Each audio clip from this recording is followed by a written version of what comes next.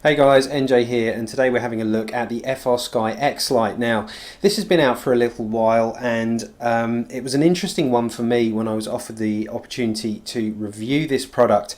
Mainly because if you're to go by, I certainly know one or two names out there that I won't mention that have reviewed this already. They've certainly gone on to say in quite an upfront way, this is not a model that you could use if you happen to be a pincher. Now, I am a pincher, and if you don't know what a pincher or a thumber is, I'm sure most of you do. It is whether you hold the sticks either in a pinch grip like this, it can be like this, or it can be between these two, or it can be kind of this weird kind of middle of the first finger approach. Or a combination of those. There's various different ways to hold it, or a thumber where you hold in the kind of more hands-on feel of the transmitter and just use your thumbs as your kind of way of holding the transmitter and moving the sticks around.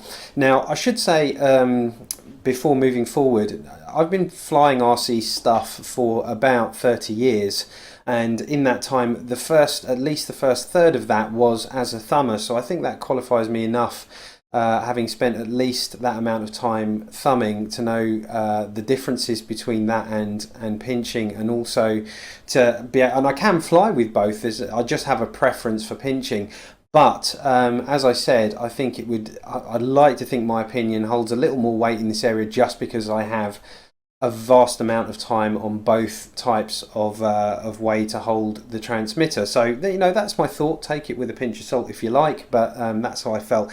So either way, when I was offered the chance to look at this, I thought, yeah, why not? Let's have a look at it. I know I've heard plenty of people saying it's completely unsuitable for pinchers. So we'll go more onto that in a bit. First of all, let's talk about what you get. You get this, standard with FrSky. They always give you a nice case. I've got the red model here. It comes with a couple of nice gimbal protectors. Now, I know we seem to think of this as a feature, but the only real reason these end up making their way into our packages, which is a good thing for us, but they're really there just to protect the sticks during shipping, so that if the package is crushed, they don't end up breaking the sticks. But either way, keep hold of them. It's good. They're quick and easy to put on and off, and they will protect the sticks because the centre of this can be pushed in if it was trod on or something. So it's nice to have that there. So yeah, keep those. You also get on the other side here, you'll see you don't get an NJ Tech sticker, but you can have one if you ask for them. I've got loads of them. It comes with the standard FrSky kind of quick start guide and the FrSky stickers, and then in the package over here you also get a bunch of these red kind of curved caps, which actually go in to cover the screw holes of the back of the transmitter itself, and we'll talk about that in a bit. But that's it in terms of what you get. Let me just pop this out, and we can have a little bit of a closer look at it. So if I just pop that there in front of the kind of ruler there, you can get an idea of what we're talking in terms of how big that is. It really is quite small. It's definitely bigger than an Xbox pad, because I know that's kind of the thing we all tend to relate this to. Let me grab an Xbox pad. So you can see there are some similarities in shape. You can see there's some influence there, if you like, but it is bigger, and it really does feel fantastic in the hand. In terms of its premium feel, I would actually say yes, this does have a premium feel. I really like the texture that they've gone for rather. On the underside, you've got this kind of rubbery grip to it here, and then this is kind of a satin finish. But honestly, it feels really good. I've held things like the Evolution, the Turnigy Evolution, which kind of kick-started all of this in terms of this style of grip and transmitter. And I always found that to be a little bit cheap and plasticky. It didn't feel premium, whereas this, I would put this up there in terms of premium feel, along things like the X10. Maybe not quite to that level, but certainly close. It's between that and the X9D. The X9D does feel a bit plasticky, and I've done a lot of upgrading to my X9D, so now it's probably level with this in terms of having the Hall sensor gimbals, the nice stuff which this does come with. Let me just put my X9D next to it so you can get a comparison for the size of that chap against something more familiar to you guys. So there's my very, very custom X9D. If you want to be able to have the removable antenna, I've got the mod for that, and I've also got the mod showing you how I went about painting this. I've got a review on the M9 gimbal, so most of the upgrades in here I've got videos on. The thing that you'll probably notice straight away is the difference in the gimbal sizes. Now, we're still talking about the same resolution, the same number of steps, we're still talking about Hall sensor gimbals, but in terms of the kind of physical moving of the stick, there is a difference there, and if anything, according to the way I see it, the resolution is going to feel higher because you're compacting the same amount of steps into a smaller space. So you may need to adjust for that. When you move over to this, you might find that suddenly now this feels a whole bunch twitchier. And it's not because the gimbals are more twitchy. The gimbals are actually really nice. The actual feel of them, the resistance, everything feels spot on. But you may notice things feeling a little more twitchy. You may need to adjust for that in your settings to make these a little more docile. Personally, I didn't feel I had to do that with these. These just felt great for me straight out of the box. But those are the kind of physical differences between the two. In terms of the ergonomics of holding this thing, and obviously this is a top-down view for you, so I'm going to have to spin this around to hold it. But yeah, obviously if you're a thumber, there is absolutely no question this is as ergonomic as it gets. It just feels wonderful to hold. It really does. It feels really natural. If you're of a gaming generation, this will instantly feel right to you. And I did test this with a couple of people in terms of how it felt to them as thumbers, and the feedback was instantly positive in terms of the feel and the quality and things just feeling right. Where your fingers rest, obviously you've got the grips underneath where your fingers will rest there. Everything feels kind of good. So, you know, if you're a thumber, you really need to consider this. It does run OpenTX and everything works as you'd expect it to if you're coming from an X9D, or if you're familiar with OpenTX. There's nothing new here in terms of how things operate, really. You're still doing all the same things. The way you interface with those is slightly different. We have a joystick here now for up, down, left and right, and then when you press it, it's an enter button. You also have like a secondary select button where the enter button might not work as expected. You have the ability to use this button as well. This button here functions as kind of a back button. The D-pad here is operating as trim if you want to adjust your trims, and it will adjust the trims, I think, of the right stick to start with if you're flying mode 2, your pitch and roll, and then if you hold down this secondary function button, it will then operate the other side and operate those trims as well. But you know, not that many of us in the quad world use the trims. It's a pretty rare thing. Price point, this thing's really well priced. It is very close to the QX7. There are some things that you do have to do in terms of additional cost. So let's talk about that. First of all, you'll need to add your own SD card. You can see the SD card slot here. If we just talk about these ports, we've got the SD card slot, we've got the mini headphone jack there, we've got the S-port slot here, so you can plug in a receiver type connector, and then you can use this to flash your receivers. So that's really cool. They've added that right there, nice and easy to get to, and it's all wired. Everything works as expected, so that's great. And if you're wondering rather about the orientation of this pinout, the positive is in the center, which is always a smart move, because if the positive is in the center, if you get signal and ground swap the wrong way around, nothing bad will happen. But yeah, the signal pin is actually towards the inside of the connectors and the ground is towards the outside. So if you want to wire that to flash an XM Plus or whatever FrSky receiver you have, that's how to wire it. Signal towards the center, positive in the middle, ground on the outside of the connector. So that's that. So you will need to add your own SD card if you want to do things like add the sound pack so that you can add the amber voice commands, etc. It also does not come with batteries, unfortunately. There aren't, and they're a bit of a peculiar battery. Now, sadly, there's no charge circuit for this. That would have been fantastic if you could just plug in that micro USB.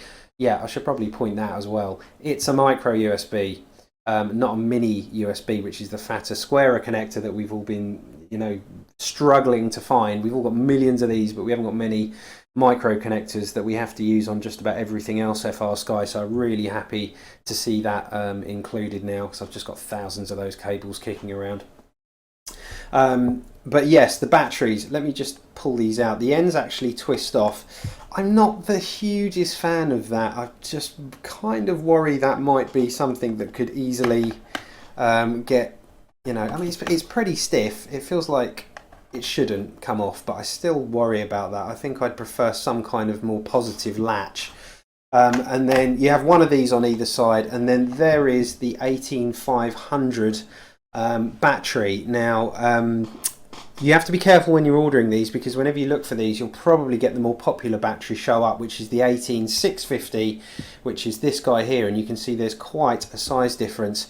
And for any of you that are wondering what those numbers mean, the 1865 on this guy, if I can get that lined up, you can see 65 millimeters in length, and the 18 is for the diameter of the battery. So 18500, you can see we can't quite see what I'm doing there. Let me move that across a bit. Yeah, you can see the 500 referring to the or the 50 referring to the 50 millimeters, but again 18 millimeters in diameter.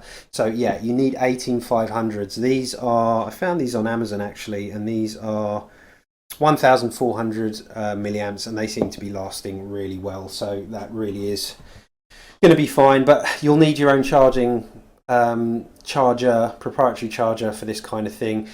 These are super popular in vaping stores, so you could go to a vape store and pick this up. These do come in some vape mods. Your vape store might supply these if you can't find them on Amazon. Most spring mechanism chargers for these will also go to the shorter length of these, and they're a few bucks. So a bit of a pain that it's this kind of bit proprietary like this, but yeah, there you go, 18500s. That's what they've chosen to go with. You can see if they were to go with the 18650s, we have to extend these further down here. Wouldn't be the end of the world, but you know, I kind of agree. I do prefer the taking the ergonomics and making that the most important factor, so that it just feels good. Here's where I get this all wrong. Where are we going? In like that. There we go. So yeah, that's that. In terms of what else is going on externally, you have these switches. You have two three-way switches here on the top. No problem with those at all. And then you've got two two-way switches. Now, a little hard for me to show you, but can you see just how short the throw is on those guys? It's flipping tiny. Personally, I can see short switches have a much lower chance of accidentally breaking, so that's good. And if you're thumbing and you've got your fingers down here, it's kind of okay. I don't think that's going to be a problem. If you're pinching like me, I find those a little bit tricky to get with my fingers here either side. I find that a little. These are fine, but personally I would prefer the longer switches on the back two here. But again, we're modders, we're quadders, this is what we do. We can always order a couple of those switches, the longer switches, and fit those. I can't see that being a problem. You got a couple of analog pots back here. I do what I always do, is have one analog pot as my volume, as a global function, so that I can always adjust the volume of the transmitter. That's quite useful for the voice stuff. And then you've also got under here the, let me just pull that off if I can. Yes, there we go. You also have the SMA connector, sorry, RP SMA connector there, so that you can put your own 2.4 antenna on there if you want to. There is also, I mean, this does have an internal antenna, and it's actually a printed PCB antenna that is sat behind here in this horizontal orientation. I've got to do some more testing on that before I draw an opinion on it. It's also interesting that the FrSky have released this, which is a little dipole T-style 2.4 for putting on here. So I don't know whether they've brought that out, because it's kind of doing the same thing really. I suppose you can change the orientation to a vertical if you wanted, which is no bad thing, because there are instances where the vertical is actually a better axis to run it in instead of the horizontal. But I will be testing this guy out. This is actually super cheap. This is like $3-4 bucks, but it might be that that's a good thing. On the back we have a module bay door, which slides off like so, and you can see this will not fit a full-size connector. Now the good news is it will work without any problems that some of the other newer FrSky transmitters have with Crossfire. This does work natively with Crossfire. Obviously, you've got a problem with fitting a Crossfire module on here and wiring it up and having to kind of stick it on here with zip ties or whatever. That's less than ideal. Now, I can see why they've done it. They want to keep it low profile, and they're also going to be trying to push their own long range module, which is probably about a third of the price of Crossfire, and from what I'm seeing, pretty good in terms of its range in competing with the Crossfire. I have one on order, and I will test that when that comes, so we will get back to the long range thing when that turns up, but that is where we are for now. That's also quite a small unit and just fits flush, so it'll be interesting. I'm not too convinced about the retention mechanism on this, but again, let's wait and see when that turns up. But it doesn't fill me with confidence that this thing latches super securely, but yeah, I'll wait on that until I have the thing in my hands and I actually am able to test it.